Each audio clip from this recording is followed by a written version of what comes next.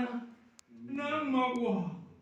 Yamanje nawufunza ngalangehla kulanda komeli babathathu kaJalomeli lo wasonzela kunesibambano lapho khona kwakunemntwana yakhe khona ati awuthi-ke yamanje nayindodana yakho.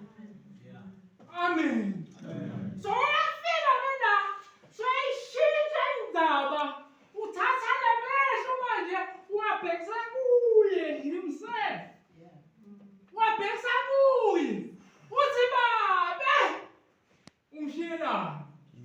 Nawufunza ngalangehla verse 33 uthi verse 33 kwaqala kwaba mnyama. Ngicela sihambe ndawonye-ke manje nayo indzaba yami la ikhona khona. Uthi kwaqala kwaba mnyama ngalesikhathi kumnyama uNkulunkulu awahlangani nebumnyama wakhwesha. Ingakho ubumnyama kuthi nakufika kukhanya kukhona lokukhweshayo.